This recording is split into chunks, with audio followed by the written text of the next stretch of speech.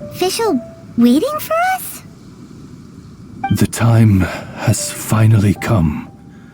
Though it brings main Fräulein no joy to do so, there is something she must announce to the assembled populace.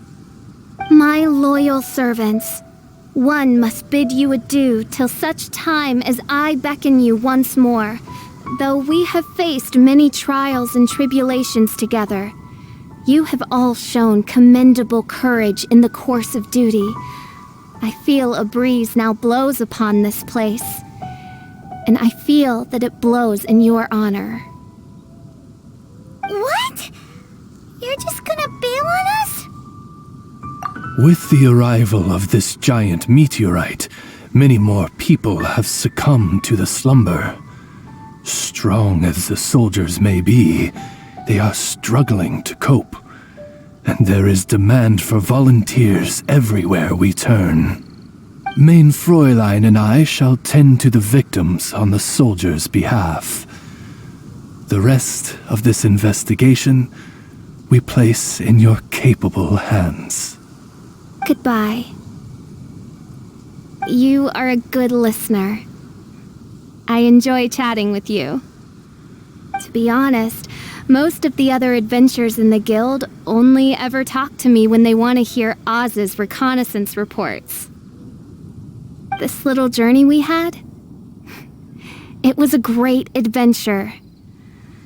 I'm just sorry that it has to end so abruptly. Huh? You're talking a little weirder than you normally do. Oh, yikes! What am I doing? I totally broke form! What main Fräulein means to say is that the mystical... And now Oz's translation is the one that sounds all kooky. Main Fräulein simply wishes to say that she has every confidence that you will arrive at the truth of this matter. Most indeed. My dear attendants, I hereby charge the Ritter der Verurteilung with leading you out from the darkness, back into the realm of light. Who are you calling your attendant? We will meet again. Once this matter is concluded, I propose that we all get a drink together. Well, now we're 2 people short. But let's not get hung up about that. The good news is I found something else out. I shaved some dust off the meteorite and used it to do another reading. It was actually really effective.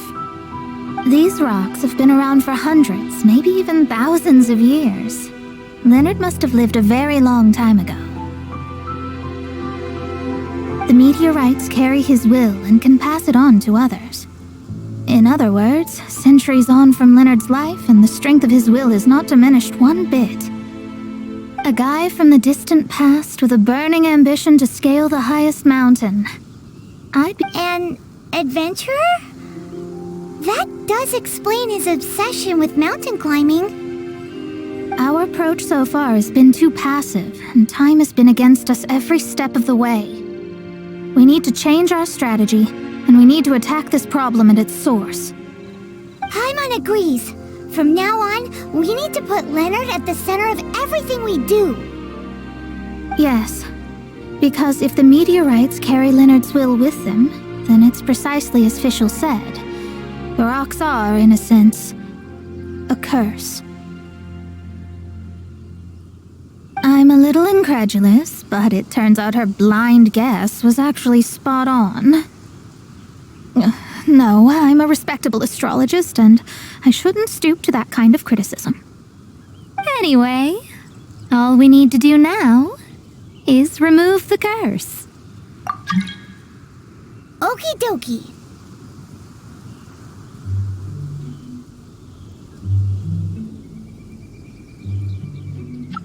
Since we've got a historical adventurer on our hands, Paimon thinks we should pay a visit to the Adventurers Guild.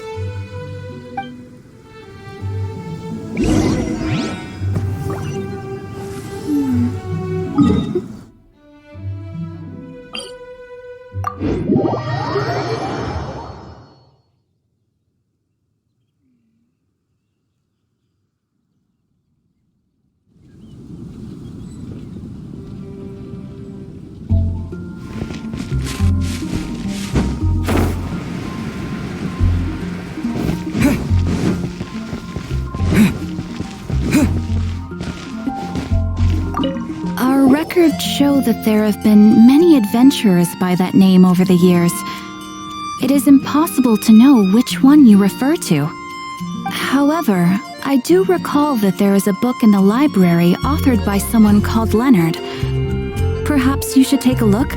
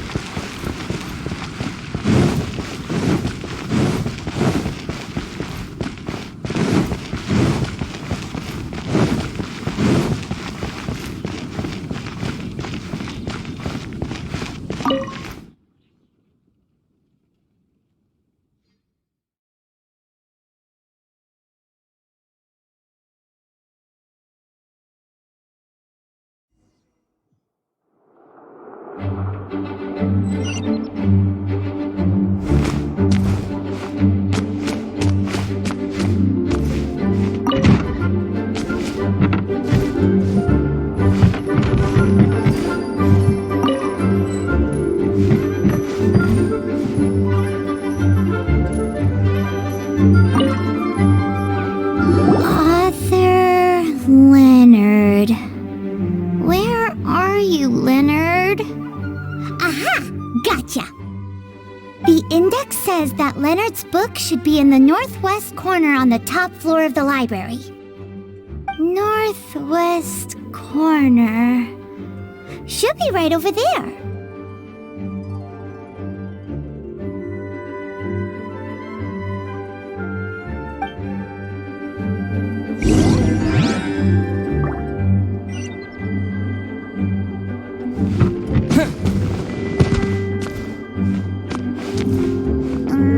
Gusha Biat.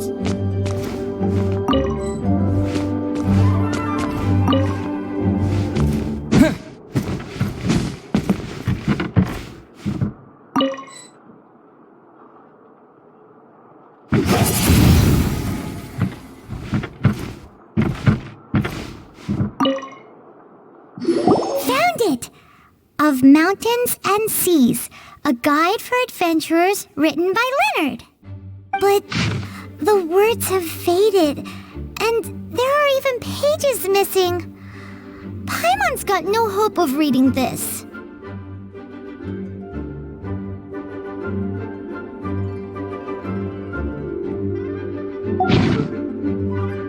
Darn. Maybe we're just wasting our time on this one. Oh, right! Yeah, Mona! She might have a better idea.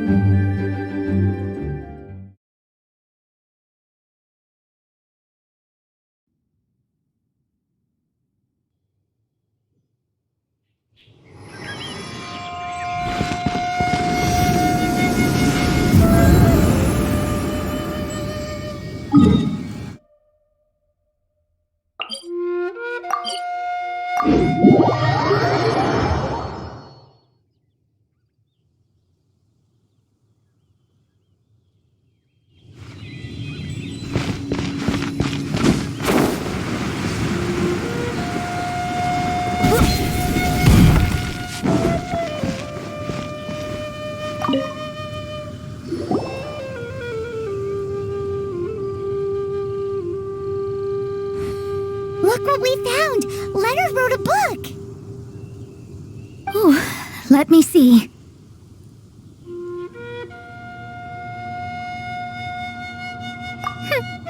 I could have predicted as much.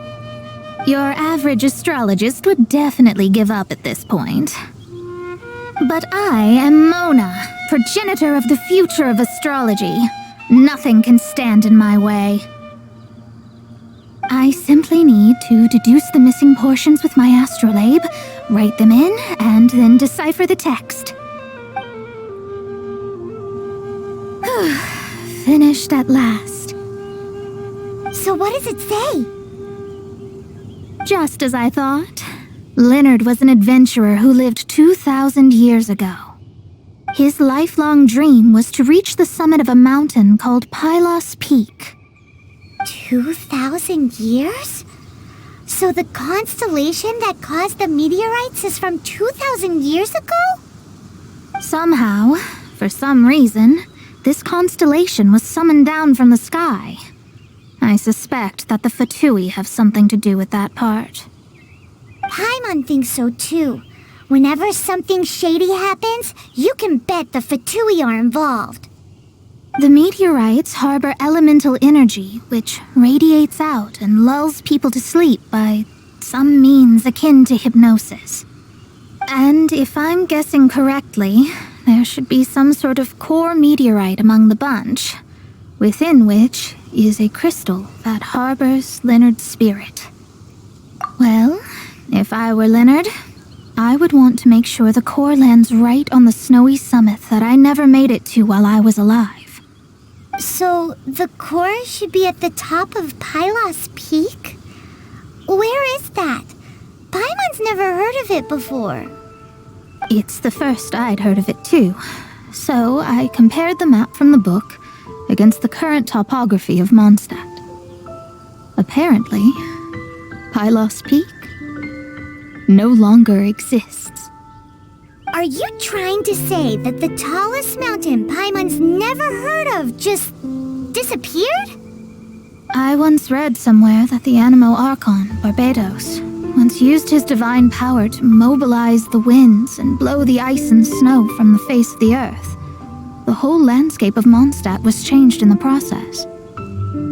The mountains of that age were replaced by the vast stretch of ocean we see today. Still, a mountain that high, drop it into the ocean and it'll still leave a trace. The summit still reaches just above the water's surface, so the place known as Pylos Peak in Leonard's day is today known as Musk Reef.